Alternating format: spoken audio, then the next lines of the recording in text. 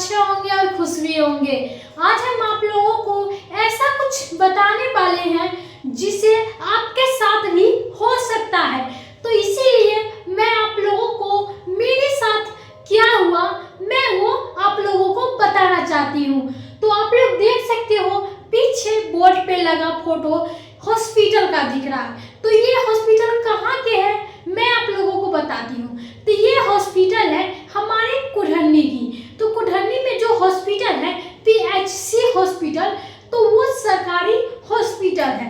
तो मैं आप लोगों को बता दूं, मैं 24 तारीख दूसरा महीना 2025 को गई थी। तो इसी फरवरी 24 तारीख को मैं गई थी। तो मैं गई थी 12 बजे। तो आप लोगों को बता दूं हॉस्पिटल 4 बजे या 8 मिनट खुला ही रहता है। तो मैं उस दिन गई थी 12 बजे। तो मुझे 1 या 1:30 बज गया मुझे लाइन में लगे। तो वहाँ पे आप लोगों को बता दूं लाइन में खड़े रहने के बाद मुझे मेरा नंबर आ गया। तो मैं अपने नंबर को मोबाइल नंबर उनको दी, उसने OTP गिराया मेरे मोबाइल पे। तो मैं OTP उनको दी तो उन्होंने मेरा फॉर्म रजिस्टर कर दिया। मेरा पर्ची जो होता है रजिस्टर होने के बाद मुझे दूसरे काउंटर पे जाने के लिए बोला गया। तो मैं दूसरे काउंटर पर गई तो टोकन मिला। टोकन के बाद मेरा पुर्जा आ गया तो वो पुर्जा दे दिए। तो उनका चार्ज कितना था? तो चार्ज सिर्फ 2 रुपया था। मुझे ये सरकारी हॉस्पिटल की बातें देखकर और ये जो 2 रुपया फीस लिए वो मुझे बहुत ही खुशी हुआ कि चलिए यहाँ पे सरकारी है तो कुछ सरकारी चीज़ यहाँ पे ध्यान दे दिया जाता है। तो क्योंकि मैं आप लोगों को बता दूं मैं प्राइवेट हॉस्पिटल में कई बार गई हूँ। तो मुझे प्राइवेट हॉस्पिटल में गई तो मतलब 500-600 ऐसे करके फीस लिया जाता है। तो मुझे काम क्या था वो मैं आप लोगों को बताती हूँ। तो मुझे एक सुई लेना था जिसे मैं सरकारी हॉस्पिटल से ही ले सकती थी, इसीलिए मैं वहाँ पे सुई लेने गई थी। तो मैं उनके बाद जब मेरा पर्ची मिला तो उसके बाद मैं गई नंबर में लगी, क्योंकि मेरा नंबर 163 नंबर था। तो आप लोग समझ ही सकते हैं कितना नंबर था। तो नंबर में लगे खड़े रहो मूर्ति के जैसा। तो जब मुझे मेरा नंबर आया तो मैं डॉक्टर के पास गई, अपना क्या प्रॉब्लम है मैं उन डॉक्टर को बताई। उसके बाद उन डॉक्टर ने वहाँ पे पर्ची पे लिख दिया, मतलब पुर्जी पे लिख दिया। तो उसके बाद मेरा BP चेक हुआ। तब मुझे NM से मिलना था क्योंकि सुई NM देती है। तो NM को पास गई तो पता चला कि NM के रूम में ताला लगा हुआ है। तो मैं सोची सारे डॉक्टर तो यहीं पे बैठे हुए हैं, फिर ये डॉक्टर NM जो है ये ताला मार के कहाँ चली गई। तो मेरे साथ एक लेडीज गई हुई थी जो आशा का काम ही करती है। तो आशा के काम करती है तो उन्हें मैंने बोला थोड़ा देखिए इधर उधर कि कहाँ गए हैं। तो उन्होंने फोन लगाया तो वो बोली घर पे चली गई। तो ऐसा क्या होता है, आप हॉस्पिटल में सरकारी NM बन के आई है तो आप लोग को काम करना जरूरी है ना। आप पेशेंट यहाँ पे लाइन में लगा हुआ है और आप चल दिए। प्राइवेट हॉस्पिटल तो नहीं ना है कि आपका ड्यूटी हो गया तो दूसरे NM का ड्यूटी आएगा, ऐसा कुछ तो नहीं है। क्योंकि ये सरकारी हॉस्पिटल है और सरकारी हॉस्पिटल में आप 4 बजे तक तो बैठती, लेकिन उन डॉक्टर ने उन NM ने 4 बजे तक का ही इंतजार नहीं किया। 2 बजे ही वो उठ के चली गई और रूम में भी ताला मार के चली गई। तो आप लोग सोच सकते हो मैं उस दिन तो घूम के चली आई। तो मैं बात बताती हूँ कल यानी 1 मार्च की 2025 की। तो मैं कल गई थी सुई लगवाने, तो उसी तरह सारा कुछ हुआ।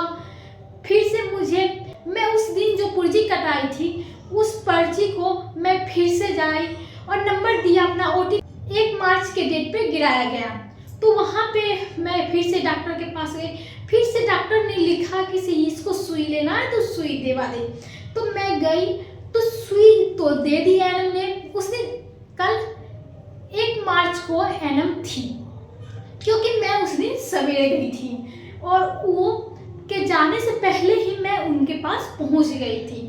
तो मतलब NM के पास तो मैं गई तो सुई लगवा ली, तो फिर मुझे से 50 रुपए की नोट मांगती है।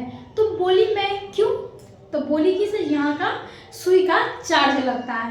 तो चलिए, मैं सुई का चार्ज है तो मुझे पता नहीं था, क्योंकि मैं अपनी ससुराल से पहली बार सरकारी हॉस्पिटल में गई, वो भी यहाँ कुढ़नी की।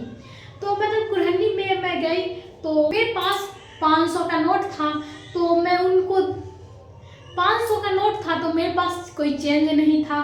तो मैं गई जहाँ पे पर्ची कटा था वहाँ पे खुला कराने। तो खुला कराने गई तो मैं वहाँ मुझे 100 का नोट 5 को दिया गया।